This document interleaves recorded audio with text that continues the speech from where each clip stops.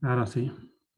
Bien, vamos a iniciar con el estudio de este día de hoy, otra clase más, y así que vamos a iniciar donde nos quedamos en el primer texto, donde estamos iniciando, así que vamos a ir estoy utilizando estas primeras clases del texto hebreo para poder tener una mejor explicación ya traducido al español. Así que el libro de Bereshit, el verso 1, el versículo 1, que es el que estamos, dice lo siguiente: Bereshit, vamos a ponerlo, Bereshit bara Elohim et Hachamay et Hajaret. Aquí, justo en este texto, ya hemos llevado varias clases hasta el momento y hoy prácticamente vamos a tratar de explicar lo que es Elohim. Vamos a ver cuando la mayoría de las traducciones ponen Dios, el principio creó Dios, y también vamos a ver lo siguiente, que es Hachamay, que lo traducen como los cielos, al igual manera que aquí Bet Hajaret, que el cual lo traducen como la tierra. Y entonces vamos a ir ya a las diapositivas para tener una mejor explicación. En el principio creó Dios los cielos y la tierra, fue lo que vimos al principio en las clases anteriores.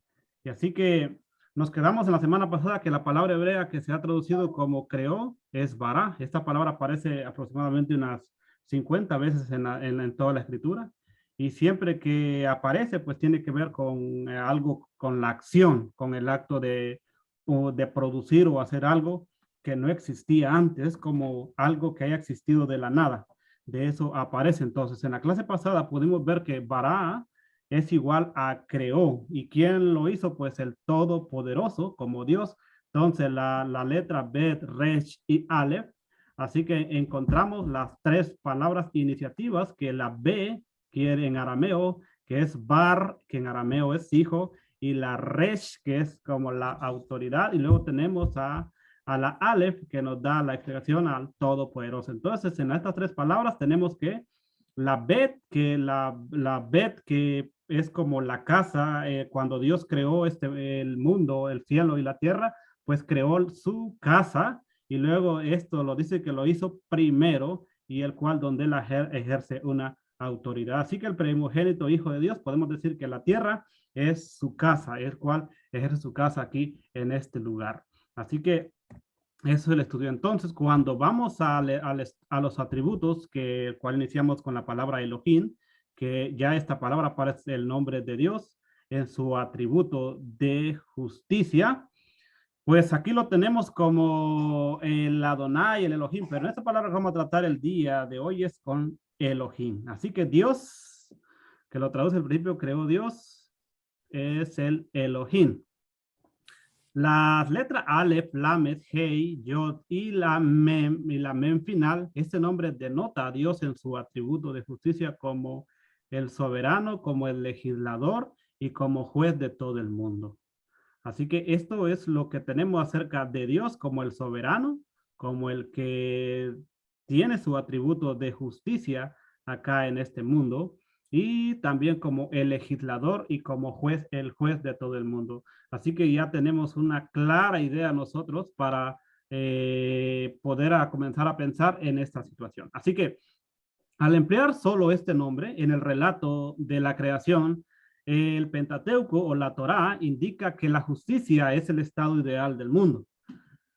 Lo básico que tenemos en este mundo es que hay una justicia y el cual todo ser humano tiene que tenerlo claro, que este mundo, Dios lo primero que puso en este mundo fue su justicia y es el estado ideal de este mundo, lo cual implica que el hombre debería ser tratado exactamente de la forma que se merece. Desde un principio Dios lo que deja es de la manera en que el hombre trate a los demás, de esta manera debe ser tratado. Tanto es que el apóstol Pablo dice allá en Romanos capítulo 13, creo que es el verso 7, que dice al que da respeto, se merece respeto, y eso es que implica la justicia que Dios dejó en este mundo, que el hombre debe ser tratado exactamente de la forma en que se merece y según sus actos, ¿eh? Así que, sin embargo, dado que el hombre no es lo suficientemente virtuoso como para sobrevivir solo y que sea tan severo en su escrutinio. Así que Dios agregó su atributo de la compasión. Así que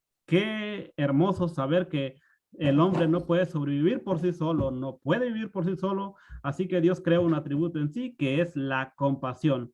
A lo largo de la historia de la creación, para que el juicio fuera atenuado con una compasión por parte de nuestro Dios. Así que la compasión aquí en este caso no es nuestra, sino de parte del Eterno, del Elohim, que podríamos decir que esta palabra de Elohim o Dios es el amor incondicional hacia el ser humano. Por eso se conoce esta parte como el amor. Elohim quiere decir el amor incondicional. Por eso lo vemos en el apóstol Pablo allá diciendo que hay tres cosas en este mundo: la fe, la esperanza y el amor. Pero el mayor de todos, dice, es el amor. Y el amor representa a Dios. Así que vamos a ver que el Elohim o el Eloah, que aparece en alguna otra parte, a veces aparece como Eloheinu también, pero y también Elohim, y la mayor veces que las traducen de las versiones actuales, la traducen como Dios. En la mayoría de las versiones castellanas, la palabra hebrea, este texto como cuando por eso hay muchos nombres de los profetas bíblicos como Daniel, el cual toda que termina él se refiere a Dios, como Ezequiel, que cuando siempre aparece al final de la palabra él, pues es que Dios va ahí, Dios lo tiene ahí. Por eso muchos nombres, personajes bíblicos tienen este nombre de él, igual que la terminación hu también, ¿verdad? Así como el Yahoo, Yesayau, todo eso que termina en nu, pues igual llevan a Dios en medio. Así que en la mayoría de esas versiones castellanas dijimos, esta palabra aparece como unas 200 veces él. Así que en las escrituras, prácticamente siempre con la referencia siempre al creador, a Dios, no a alguien más, sino que a Dios mismo. Algunas veces pues tiene el significado de poder, que el poderoso pues lo traduce, entonces se traduce como Dios, pero siempre, la mayoría de las veces pues se traduce como Dios.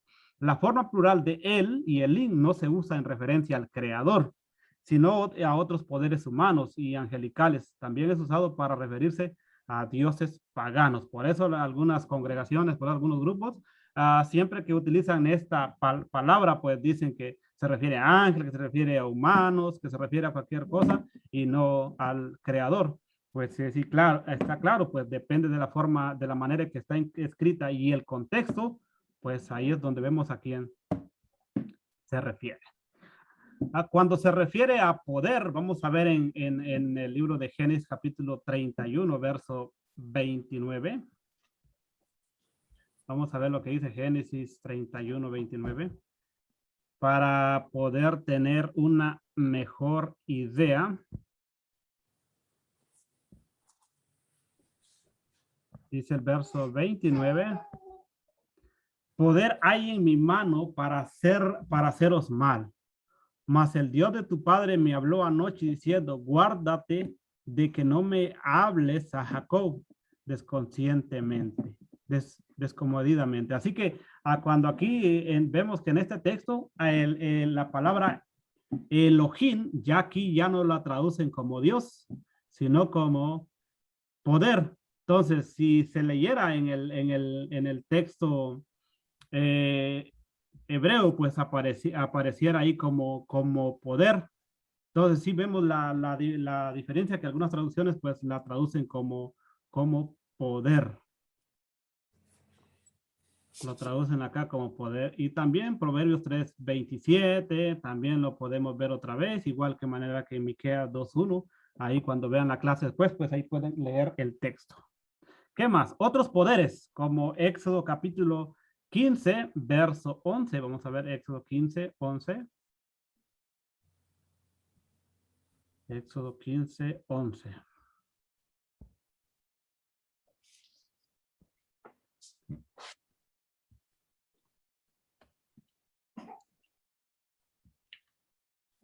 Éxodo verso 15, capítulo 15, verso 11 dijimos, ¿quién como tú, Jehová, entre los dioses? ¿Quién como tú, magnífica santidad, terrible en maravillosas hazañas, hacedores de sus prodigios? Entonces, esta palabra aquí que aparece, ya esta sí es la palabra que aparece con las consonantes, las cuatro consonantes que el cual como Jehová, pero aquí esta palabra que aparece como los dioses, esta palabra sí es esta palabra aquí pues sí es traducida pues como el Elohim. Entonces, si vemos en algunas veces, el Elohim se traduce como Dios, depende del contexto. Así que en otras versiones también se traduce como poder, como vimos en el texto anterior. Y ahora acá, pues sí, si ven la diferencia, que es ya esta palabra, el Yud Bahei, que es esto, y luego dioses, esta aquí sí Elohim. Entonces, no todas las veces Elohim, pues es Dios, sino que aquí se refiere a Dios, como decía, puede ser a hombres, a otras deidades, a ángeles. Así que eso es lo que aparece acá. Ahora, entonces, vamos a continuar. Vamos a continuar donde estamos aquí en las diapositivas. Y vamos a continuar con esto. Ahora, dioses paganos. Entonces, poder, lo que es Génesis 31-29, nos ejemplo que la traducción aparece como poder. En otros poderes, como de dioses, lo vimos allá en otros poderes de Jehová hacia los dioses, lo vimos ahí en Éxodo 15-11. Ahora vamos a ver dioses paganos, que también lo que dice ahí a 57:5. Isaías capítulo 57, verso 5.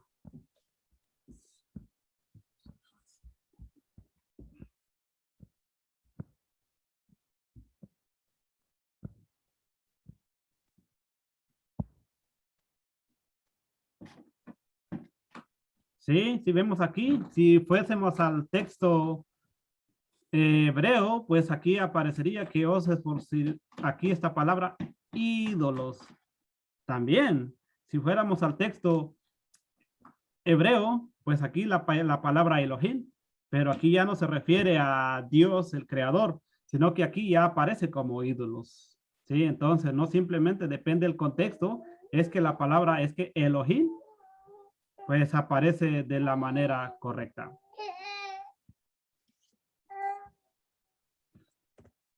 Ahora, la palabra Eloah aparece 56 veces en la escritura. Así que mayormente en el libro de Job. En Job es donde más aparece el Elohim, el Eloah, perdón, que siempre se traduce ya en Deuteronomio 6:4 aparece como Eloheinu, ya es otra palabra diferente, el cual ahí dice Shema Israel, Adonai Eloheinu, Adonai Echad. Entonces esa palabra de Eloheinu, pues ya cuando lo traducen, oye Israel, Jehová nuestro Dios, o uno es, aquí sí ya la palabra es diferente, pero cuando en Eloah aparece, solo es en el libro de Job, y solo aparece 2 veces en el Humash, que es un comentario, ¿verdad? Es un comentario judío. En Deuteronomio 32:15-17 también aparece esta palabra de Eloah como Dios, pero eso pues después se puede leer cuando estén en casa. Así que los jueces de Israel también son llamados como Elohim, según Éxodo 21:6. Vamos a ver Éxodo 21:6. Éxodo capítulo 21, verso 6.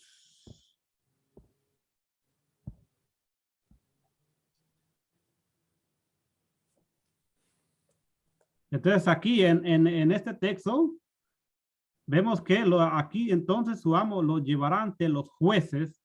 Entonces esta palabra ante los jueces es donde aparece también la misma palabra que aparece en Génesis 1:2, solo que aquí con el contexto hace alusión pues a los jueces y no a Dios mismo. Así que esta palabra depende del contexto y no exactamente concerniente a Dios. Así que la fórmula plural de Eloah es Elohim y aparece alrededor de, imagínense cuántas veces aparece, de 2600 veces en la escritura.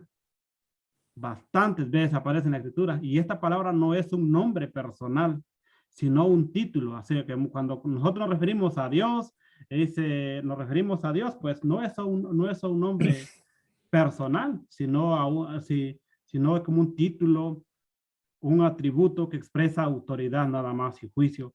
Así que es utilizada en referencia al creador, a nuestro Dios. Cuando aparece en el principio creó Dios los cielos y la tierra, esta palabra siempre aparece la mayor de las veces como el creador en la gran mayoría de las veces. Así que también en referencia a otros personajes también en la misma escritura, como a los ángeles, según Salmos capítulo 8, verso 5. Dioses paganos en Génesis capítulo 31 al 30.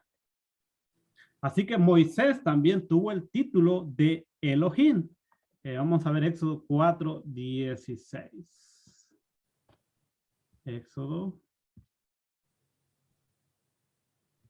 4, 16.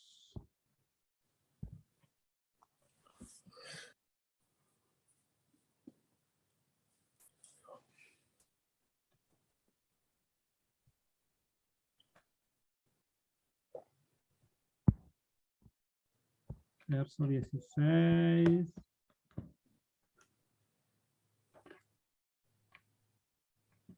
Dice, y él hablará por ti al pueblo. Él te será en ti lugar de boca y tú le serás para el lugar en lugar de Dios. Así que acá esta palabra de Eloah, también el Elohim, aparece el atributo dado a Moisés, ¿no? O sea que no simplemente es a Dios, sino que también a Moisés. Así que tenemos claro que el término de Elohim no simplemente es para Dios, sino que también a otras expresiones de diferente manera en la escritura. Ahora, aunque el texto de Génesis dice que Elohim en plural, ¿verdad? Porque siempre cuando vamos al texto de Bereshit bara el Elohim, esta palabra es plural, pero cuando dice creó los cielos y la tierra, el verbo no está en forma plural, que crearon. Entonces dijeron esta parte, en el principio crearon dioses. Entonces, porque la palabra de Elohim se podía poner como dioses, aparece en forma plural. Ahora sí tenemos idea por qué, pues. ¿Por qué? Ahora sí tenemos idea por qué. Entonces, si fuera de una manera que fueran varios, dijeran crearon, sino que aparece en singular. La siguiente palabra en el principio, esta es la diferencia que al estudiar el texto tenemos de que notar que no aparece que ambos crearon, sino que dice creó. Ahora, esto nos enseña que Elohim no debe ser entendido como varios dioses. Así que eso es lo que tenemos que entender, que no tiene que ser entendido que hay dioses, porque lo primero cuando a uno le enseñan, comienzan a leerle, es que dice, mira, y aparece y crearon, cuando dijo hagamos al hombre, mira, hay más de uno. Entonces, esto nos enseña que cuando vamos a la palabra y leemos Elohim, no debe ser entendido como varios dioses o un conjunto de personas o una unidad de personalidades que se unen en uno mismo, sino como uno solo. Esta es la confesión principal que cada judío practicante hace 2 veces por día en proclamar al Elohim. Así que es interesante entender eso nosotros claro, que cuando llegamos a este texto no es que haya más de uno, sino que es uno mismo. Por eso cuando en Deuteronomio 6:4 los judíos dicen 2 veces al día o 3 veces quizás algunos, pero por lo común todos los días ellos recitan esto, Shema Israel, Adonai Eloheinu, Adonai Echad, que lo traducen como oye Israel, el Señor es nuestro Elohim. El Señor es uno. Aquí no hay más de uno. Aquí es el Señor, nuestro Elohim, es uno. Ahora, en el comienzo, cuando Dios empezó a crear, esta frase suele interpretarse como en el comienzo, en el principio, Dios creó. Pero cuando ahora que ya hemos estudiado varias veces este texto, podemos decir que allá en unos inicios, allá a causa de qué, allá a favor de alguien, a enamora a alguien, lo podemos traducir de las maneras que nosotros querramos. A favor de alguien, Dios creó esto, Dios hizo lo otro. Ahora sí tenemos la idea que no solamente podemos leer en el principio creó Dios, sino que ahora ya tenemos muchas maneras de pensar cuál fue la razón de que Dios creara este universo, lo cual indicaría que la Torá o el Pentateuco es la que está dando la secuencia de la creación, que Dios creó el cielo, luego la tierra, y luego la oscuridad, el agua, la luz, lo que le pongamos por delante, todo se fue creando simultáneamente uno tras otro. Pero sin embargo, el gran sabio maestro, el gran rabino Rashi, y también este otro gran maestro, gran rabí como el Ibn Ezra, ambos están en desacuerdo cuando se lee esto. Y vamos a ver por qué. A mí me gusta siempre leer esta parte, ¿verdad? Me gusta mucho tomar los comentarios de estos grandes sabios, ¿verdad? De estos grandes maestros. Vamos a ver lo que dice Rashi y lo que dice están en desacuerdo con esa traducción.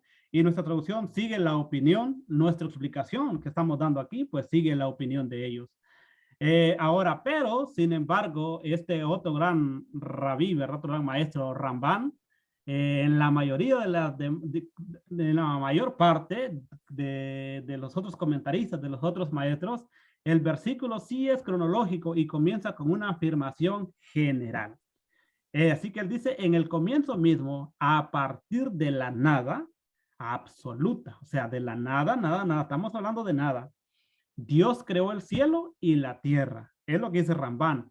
Vale decir que la sustancia básica a partir de la cual él luego formó el universo, tal como lo conocemos, así como se explica en los siguientes versículos, el capítulo continúa con el proceso día por día, hasta que llega a su punto culminante con la creación, el hombre, que es el principal objetivo de la creación. O sea que lo que Ramban dice, ¿verdad? Es algo que se va dando cronológicamente, es algo que comienza con una afirmación, a que se haga la luz, que se haga lo otro, que se haga lo otro. O sea, todo comienza a crearse de la nada, todo comienza, dice, a hacerse de la nada. O sea, Dios comienza a hacer los cielos, la tierra, y todo comienza en su punto de vista, comienza a crearse con algo que no existía antes, sino que comienza así, día tras día, tras día, tras día, hasta que llega al último día, que el cual crea al hombre, el sexto día, que es la creación del hombre.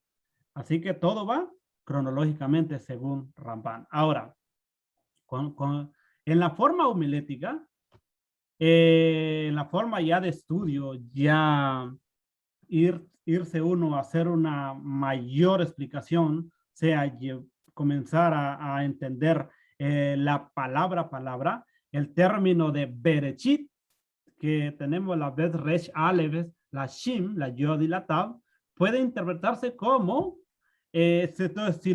como en otra forma, como podríamos decir, como el mundo fue creado, en naras las cosas que se llaman, o sea, de la manera en la que se inició, de acuerdo al nombramiento o al comienzo. Podríamos decir, en el comienzo creó Dios, o sea, se podía traducir en esta manera. O sea, lo cual significa que Dios creó el mundo en aras de las cosas que son de una importancia fundamental en la Torá. Ahora, ¿y cuál dijimos que es la importante?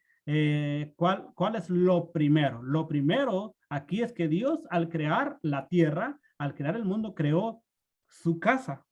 Y con la primera letra de B, que dijimos que es casa, pues entonces lo primordial, lo básico delante de Dios aquí en esto fue crear la tierra, porque esto iba a ser su casa. Así que lo que se llama Rechit, acá lo que se llama Rechit, es lo primero, la cúpula, lo básico, lo primero, el comienzo allá. Estas son la Torá e Israel, o sea, las tres cosas. Lo que es la Torá e Israel es donde inicia todo a crearse. Por lo tanto, el motivo de la creación en su gran amor, así que fue Israel que aceptara la Torá y la cumpliera. Eso es lo que dice Rashi. Ahora, el Midrash añade otras cosas que también son llamadas rechits, como los preceptos referentes al primogénito, al Mesías, así que al ungido, al Salvador. Así que las primicias y los regalos que se le dan a los coanín o a los sacerdotes, que deben tomarse de las cosechas de las masas antes de que éstas puedan ser consumidas. O sea, lo primero, lo primero que sale que se le dan a los sacerdotes también son llamados así. De aquí inferimos que el propósito de la creación, o sea, el que Dios creara, y si ese es este planeta, este mundo, es permitir que a los israelitas consagrar sus esfuerzos y sus logros en el servicio, al servicio del Creador.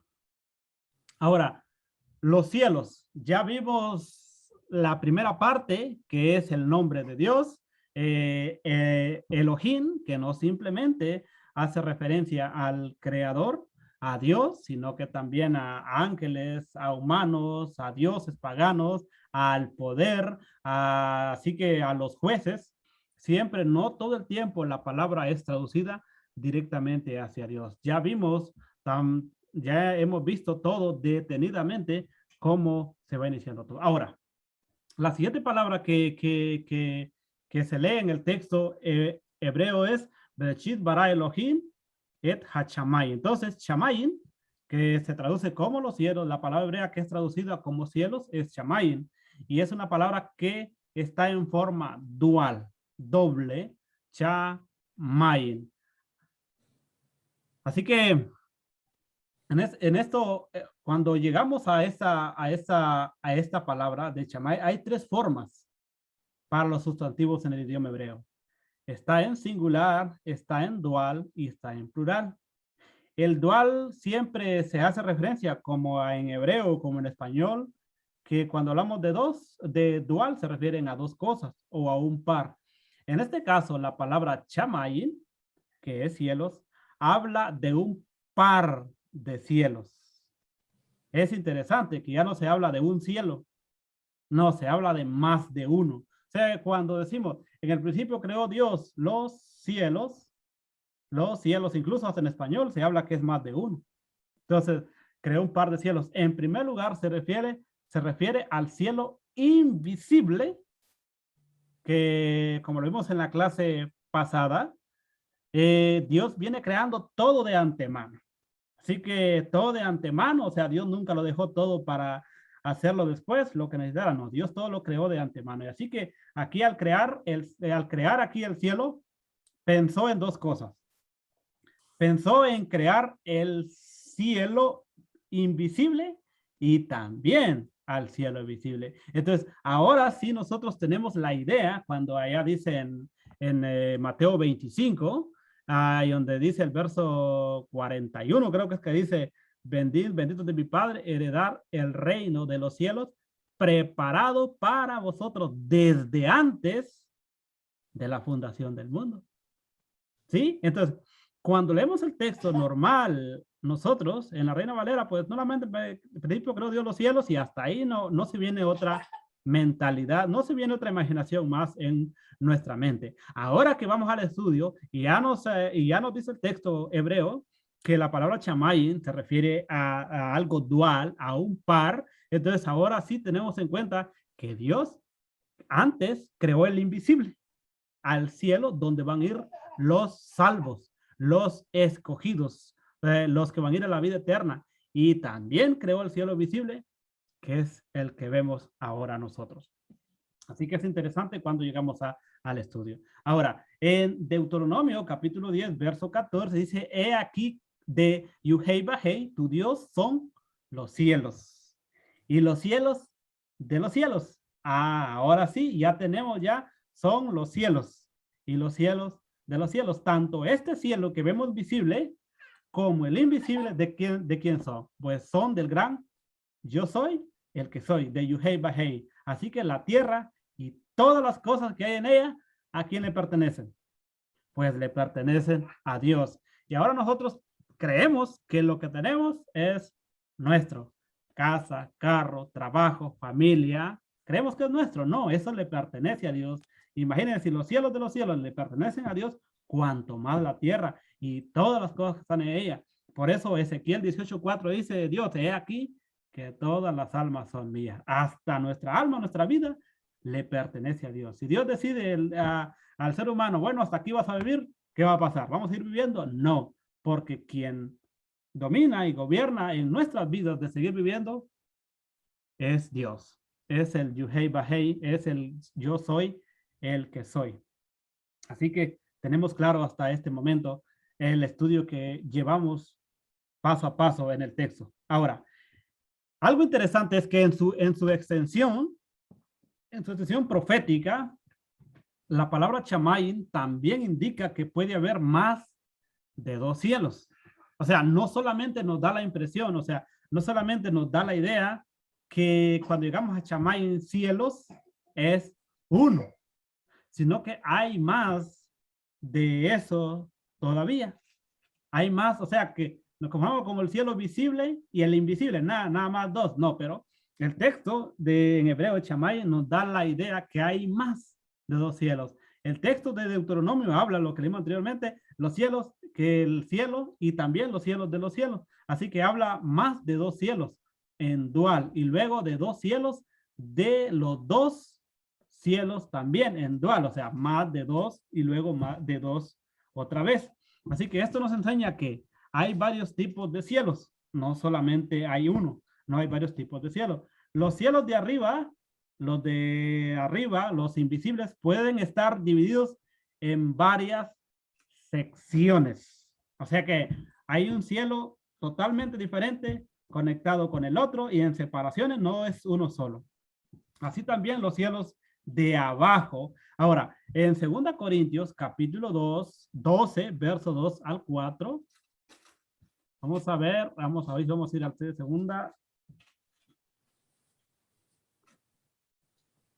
segunda de Corintios, capítulo 12. Verso 2. 12, perdón. 2 al 4. Dice la Biblia Kadosh Israel Mesiánica, dice, conozco un hombre que en unión con el Masías, con Cristo, quien hace 14 años fue arrebatado hasta el tercer cielo. Si estaba en el cuerpo o fuera del cuerpo, no lo sé. Solo Yuhei Bahei lo sabe. Y yo sé que tal hombre, si es el cuerpo o fuera del cuerpo, yo no sé. Yuhei Bahei sabe. Fue arrebatado al Gan Eden. ¿Y cuál el Gan Eden? Bueno, según el hebreo, Gan es este jardín y Eden es ¿cómo se llama? Ya se me fue, pero la situación es que placer, es placer. Entonces, en hebreo, Gan Eden es jardín del placer, pero lo que traducen ahora es como el paraíso. Dice, él fue arrebatado hasta el paraíso, hasta el Gan Eden, hasta el jardín del placer y escuchó cosas que no se pueden poner en palabras, o sea, no hay cómo describirlo, dice, cosas que no son permitidas a un ser humano pronunciar. Entonces, aquí, ¿qué tenemos? Que aquí lo que nos da la idea es que sí, lo que ahí aparece Chamayin, cielo, sí, hay más de dos. Aquí vemos que Pablo fue hasta el tercer cielo. El apóstol Pablo dijo que había estado en el paraíso, en el Gan Eden. Él estuvo en el tercer cielo. Así que queda muy claro que no solamente son dos, sino que hay más de esos dos todavía. Ahora, según los judíos, sí que según los judíos, ellos creen que hay 7 cielos.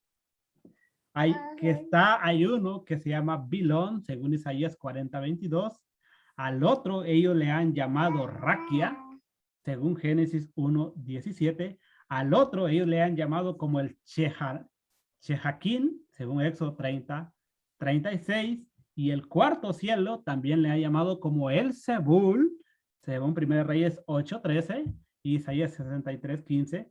También como el Maón, según Deuteronomio 26:17. A otro que se llama Macón, según 1 Reyes 8:37. Qué interesante que en hebreo Macón es pequeño y Gadol es grande. Y cuando dijéramos, si lo tradujéramos al español, podemos decir que esto es algo grande, ¿no? Pero Macón es pequeño. Y luego aparece como el cielo número 7, que es Arabot, según Salmo 68:4. O sea, es interesante cómo ellos llegan a la conclusión que bíblicamente, según la escritura, hay 7 cielos de los que aparecen acá en Génesis 1. Es que es interesante esto. Pero para nosotros solamente conocemos 3. 3 podemos ver que desde nuestro punto de vista conocemos hasta el momento que el cielo, el que vemos, el que está más allá y el que el apóstol Pablo fue. Pero según los judíos son 7. ¿Qué más?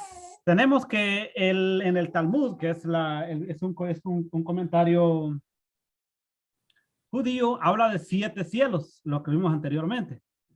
Según los diferentes términos hebreos que aparecen en las escrituras, el término Shamayim, cielos, pueden ser entendidos de 3 maneras según esté compuesta la palabra. Según Shamayim, Samayim es el que porta agua. Ese es el primer cielo. Según el segundo, el Chan, Mayin, ahí hay agua. Así que uno el que porta agua, el otro que ahí hay agua. Y es Mayin, que es fuego y agua a la vez. Porque los cielos fueron hechos mezclando el fuego con el agua. Y eso lo vamos a ver más adelante, como las primeras cosas que se crean. Entre ellos está el fuego y el agua. Así que a esto nos deja claro que cuando hablamos de los cielos, no es simplemente nada más el que vemos y el que se nos espera en la vida eterna, sino que hay más de ello. Por Pablo tenemos que hay un tercero, pero también según los rabinos, según la creencia judía, pues hay más de 7. Son 7 cielos que ellos cuentan según la escritura y lo podemos ver y ahí pues están los textos para poder comprobar. Ahora ya con la siguiente expresión que es Jaharet o el Eretz, tierra, pues lo vamos a ver en la siguiente clase, si Dios nos lo permite, en la próxima semana. Así que si Dios nos permite y nos dé vida, ahí estaremos. Así que